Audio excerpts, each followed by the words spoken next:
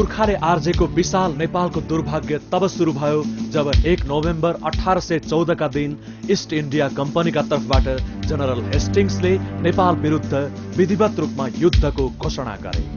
अंग्रेजहरूले 5 ठाउँबाट लडाईँ खोले। यी सबै खोलेको मध्येमा 2 ठाउँमा नेपालीहरू हारे र 3 ठाउँमा नेपालीहरूको विजय भयो। यदि 3 ठाउँमा पनि नेपालीहरूको विजय नभएको भए हामीहरूको नेपाल राज्यको अवस्था अहिलेको पनि हुन्थेन। इतिहासमा यी पाखाहरूमा हाम्रा धेरै वीरहरूले, हाम्रा धेरै पुर्खाहरूले चाहिँ प्रगत भएका छन्।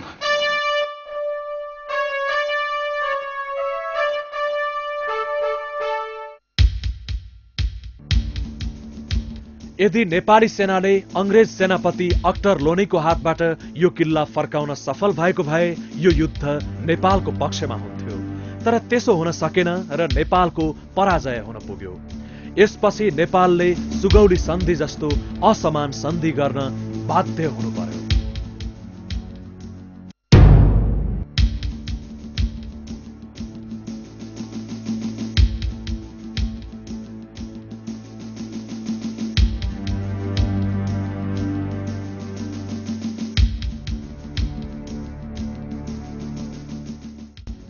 दार्जिलिङमा जब गोर्खाल्यान्ड आन्दोलन चर्किरहेको थियो त्यसकै आसपासमा जब सुभाष घिसिङले भारतको सुप्रिम कोर्टमा यो विषयमा मुद्दा हाले त्यति बेला पनि भारतको संविधानको त्यही 136 अन्तर्गत नै हालेको थियो। यदि संवैधानिक रूपमा यसको निरूपण गर्ने हो भने सुभाष घिसिङले भने जस्तै भारतको संविधानको आर्टिकल 136 अन्तर्गत चाहिँ यो जमिन भारतको होइन, यो नेपालको। त त्यसरी स्पष्ट रूपमा भनिसकेपछि भारतीय सर्वोच्च अदालतलाई के समस्या पर्यो भने संवैधानिक रूपमा यसको निरूपण गर्ने हो भने त यो जमिन त स्वतः नेपालको भन्ने कुरा प्रमाणित हुने भयो। अनि यो पोलिटिकल इस्यु हो भनेपछि के हो भने राजनीतिक रूपमा यसको निर्णय हुनुपर्छ भन्ने भयो। त्यसबाट उनीहरूलाई फाइदा के भयो भने नेपालको राजनीति जहिले पनि भारतीयहरूको अधीनमा छ। भारतीयहरूको निर्देशन अनुसार, उनीहरूको इच्छा अनुसार नेपालको राजनीति चल्ने हुँदा, त्यस्तो भएको देखिएको हुँदा, त्यस्तो अनुभव गरिएको हुँदा कि नेपालको सरकारले यो जमिन नेपालको भनेर कहिले पनि विधिवत रूपमा त्यहाँ आवाज उठाउने प्रश्नै उठेन। त्यो विश्वास भारतीयहरूलाई भएको हुँदा भारतीय सर्वोच्च अदालतले पनि के गरिदियो भने यो चाहिँ पोलिटिकल इस्यु हो भनिदियो। राजनीतिक रूपमा यसको निर्णय हुनुपर्छ, निरूपण हुनुपर्छ भन्यो। त्यसो गर्दा के हुने भयो त भने दुईटा मुलुकका राजनेताहरूको बिचमा टेबलमा वार्ता हुनु पर्यो। भारतको पक्षबाट त्यो वार्ता हुने कुरै छैन। उनीहरूले त्यो कहिले उठाउँदैनन्। यो जमिन तिमीहरूको रहेछ, तिमीहरू के गर्छौ भन्दा उनले प्रश्न गर्ने ठाउँै छैन। उनीहरू त्यो चाहँदैनन्। त नेपालको सरकारमा रहेका राजनेताहरू पनि हाम्रो जमिन यो हो त्यसकारण हामी माग्छौँ भनेर टेबलमा बसेर कहिले पनि कुरा उठाउँदैनन्।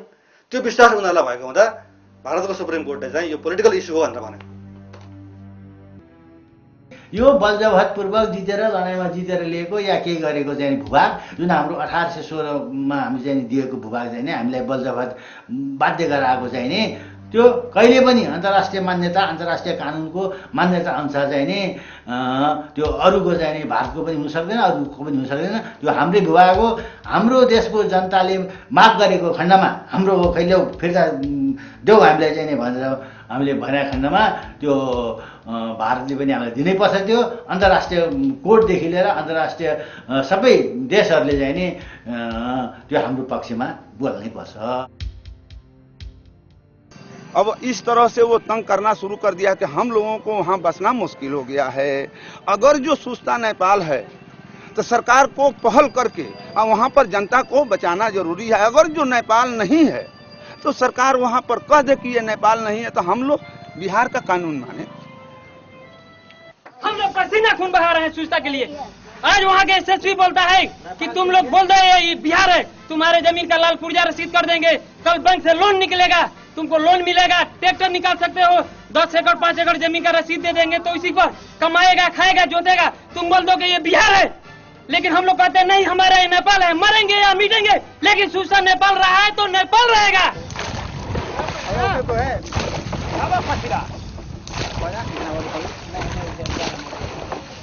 सुस्तावासीको पीडा सुनेपछि कुन चाहिँ नेपालीको मनमा पीडा नहोला। तर जसरी सुस्तावासीलाई प्रशासनले सौतेनी व्यवहार गर्यो त्यसले हामीलाई अचम्ममा पार्यो। हामीलाई चाहिँ आफ्नो देशको भूमिप्रति कति गर्व छ, कति माया छ, तर प्रशासनलाई मतलब छैन। हेर्नुहोस्, र त्यहाँ हामी यहाँनिर यो सीमाको लागि हामीले एक मान्छेहरू हामी विवाद गरिनुसँग हामी जुध्यौँ। खोइ प्रशासन मान्छे आएको हामीले बोल्ने। हामी नेपाली चाहिँ के सोच्नुपर्छ, हामी नेपालीहरूले यो भूमि हाम्रो, हामी अरूको भूमिको लागि बाध्य हुनु हुँदैन। आफ्नो देशमा सिमानाको लागि हामीले लड्नुपर्छ। अहिले भारतले मिथ्या आएको छ, हामी सधैँ बस्नु, भोलि हाम्रो भूमि कत्रो हुन्छ। त्यसरी एउटा मिथ्या हाम्रो नेपाल त भोलि हाम्रो जुन विरत नेपाल छ त्यो हाम्रो भोलि सानो भएर जान्छ। विगत 10 वर्षको द्वन्द्वको चपेटामा परेर सम्पूर्ण नेपालीको ध्यान आन्तरिक कलहमा नै सीमित भएको अवस्थामा दक्षिणका थुप्रै ठाउँहरूमा सीमाना अतिक्रमण भएका छन्।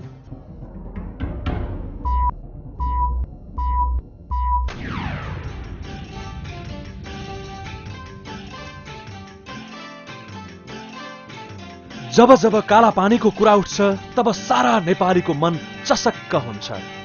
अत्यन्तै कठिन यात्रा बन्यो हाम्रो लागि काला पानीको। आफ्नै माटोमा टेक्न भारतीय भूमिबाट भारतीय पास लिएर जानु पर्दा हामीलाई साह्रै नै पीडा बोध भइरह्यो। 5535 मिटरको उचाइमा पुगेपछि जब भारतले हडपेको भूभाग देखियो तब प्रश्नका थुप्रै भेलहरू मनमा उर्लिएर आए।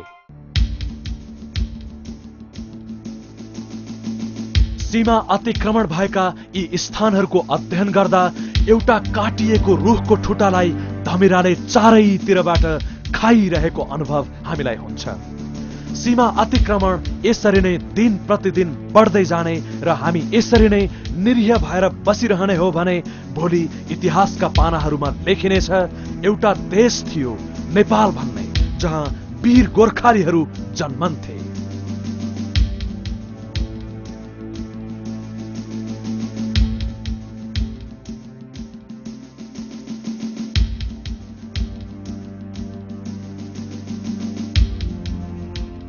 जहाँसम्म सुगौली सन्धिमा गुमेका भूभाग पुनः नेपालमा फिर्ता हुँदा नेपाललाई त्यस्तो के फाइदा हुन्छ भन्ने प्रश्न छ। वास्तवमा त्यो निकै महत्त्वपूर्ण छ।